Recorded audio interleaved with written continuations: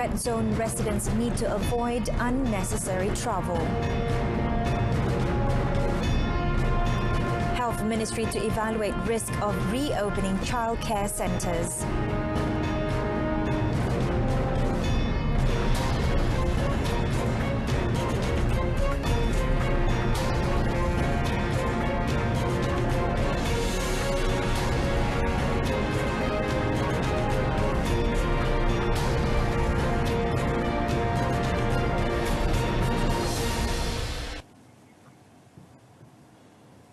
You're watching updates at noon on TV2 with me, Renee Fong.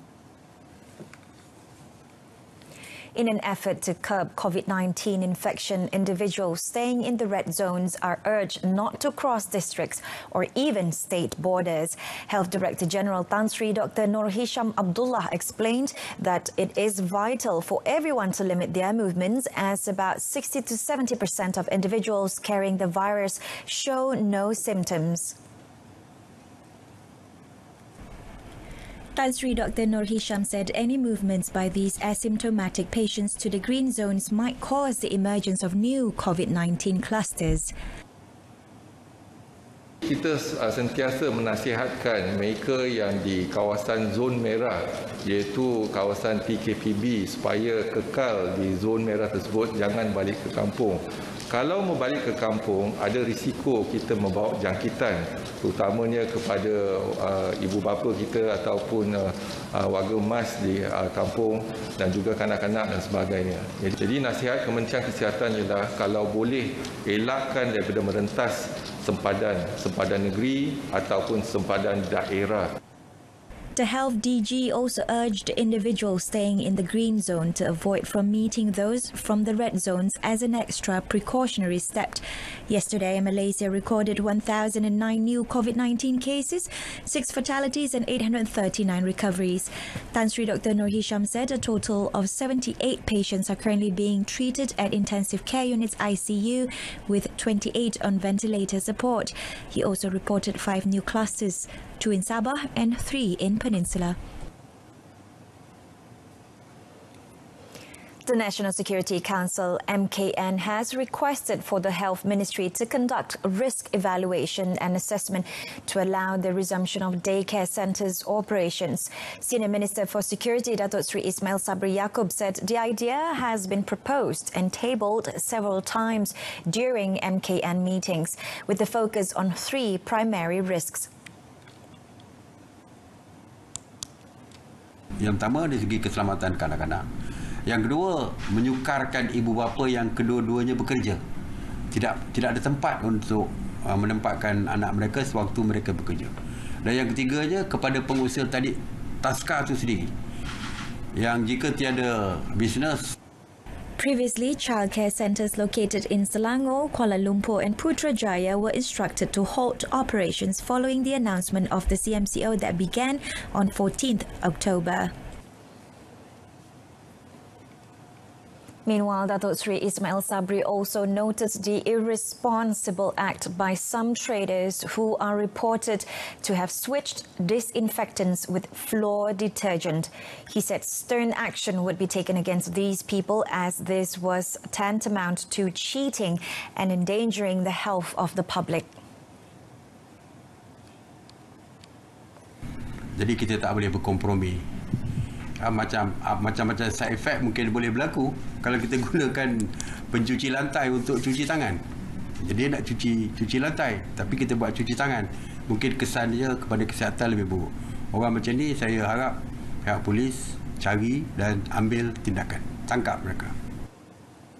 On Tuesday, a traders in Jempol, Negeri Sembilan, was issued with 1,000 ringgit compound after he was caught replacing disinfectants used by his customers with floor detergents. The malicious act was detected by the authorities during Recovery Movement Control Order RMCO SOP compliance inspection conducted in the district. Residents of Mukim 12 of Barat Daya district in Pulau Pinang are urged to comply with the SOPs in order to curb the spread of COVID-19. Barat Daya Police Chief Superintendent A.A. Anbalagan said this following the commencement of the Conditional Movement Control Order CMCO in the district beginning today. Kawasan PKPB di Mukim 12 daerah Barat Daya melibatkan anggaran 150,000 penduduk dan kawasan seluas lebih kurang 26.7 km persegi. Mukim 12 daerah Barat Daya Pulau Pinang merangkumi kawasan Bayan Lepas, sebahagian Sungai Ara, Bayan Baru, kawasan Queens Bay dan FIZ fasa 1 hingga 4 dan kawasan Batu Maung. Superintendent Anbalagan also announced that police will mount several roadblocks including near the Sultan Abdul Halim Bridge from Batu Maung and Georgetown.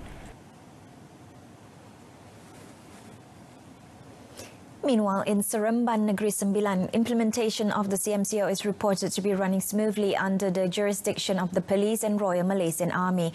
Negeri Sembilan Police Chief Datuk Muhammad Mat Yusof said most of the state's residents have been complying with the SOPs set by the National Security Council.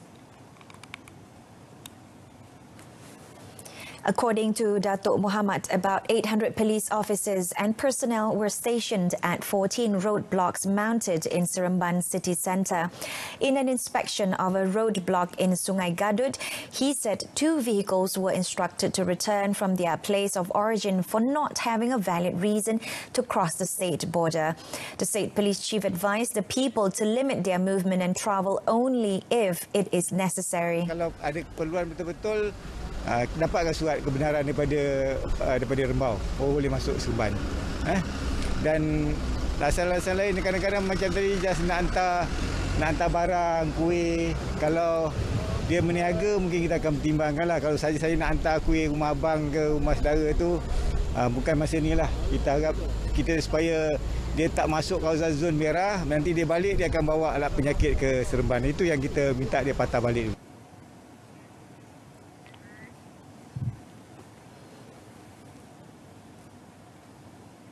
All eyes are set to focus at the Dewan Rakyat today as the government is set to table the 2021 budget. The budget is expected to focus on revitalizing the economy as well as various sectors affected by COVID-19 pandemic. Bank Muamalat Malaysia's economic analyst Izwan Ahmad said the education sector is also expected to receive huge allocation to ensure the learning ecosystem could be improved. Di dalam usaha menangani penularan COVID-19, sudah pasti juga peruntukan yang lebih akan disalurkan kepada sektor perkhidmatan kesihatan untuk membantu memerangi virus tersebut demi pemulihan semula kewangan dan ekonomi negara. According to Izwan, the country's gross domestic product GDP is expected to be at 59%, while the fiscal deficit at 5.5% next year. He also expected that tax income from the commodity, corporate and digital service sectors will be the main sources that will be used to fund the budget.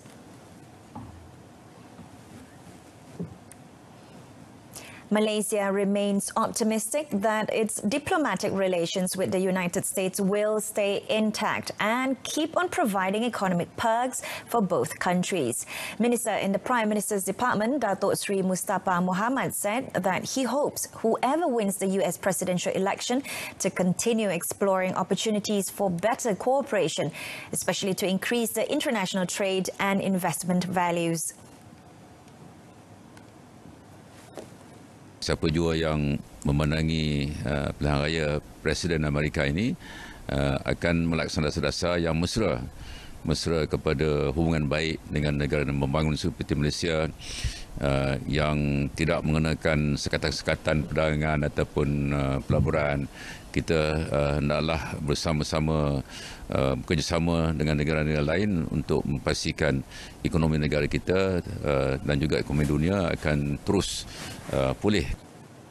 United States is the country's third largest trading partner with trade value of 147.2 billion ringgit recorded for the first 8th month of the year. The US presidential election is seeing the Republican President Donald Trump defending his seat against Democrats candidate Joe Biden. Police managed to take down a drug processing syndicate which set up a mini lab in a palm oil plantation in Cenderiang, Perak. Bukit Aman Narcotics Crime Investigation Department NCID Director Datuk Razarudin Husian said in a raid conducted at 9:15 a.m., 6 Myanmar nationals were detained and methamphetamine worth about 1.6 million ringgit seized. Datuk Razarudin said the police also detained 4 local men in a separate raid in Kuala Lumpur, Seri Kembangan and Shah Alam, Selangor at the same time. Lebihnya kita ada menangkap di Selangor juga, ramai orang. Umur tangkapan ini di antara 17 hingga 45 tahun, yang mana tangkapan-tangkapan ini kita telah berjaya merampas lebih kurang 37.2 kilogram syabu ataupun methamphetamine. He said initial investigations reveal that the drug lab began operations in May and the processed drug was sold around the Klang Valley, adding that they were trying to locate the owner of the plantation used for drug processing to help with further investigations. All suspects are being remanded for 7 days and the case is investigated under Section 39B of the Dangerous Drugs Act 1952.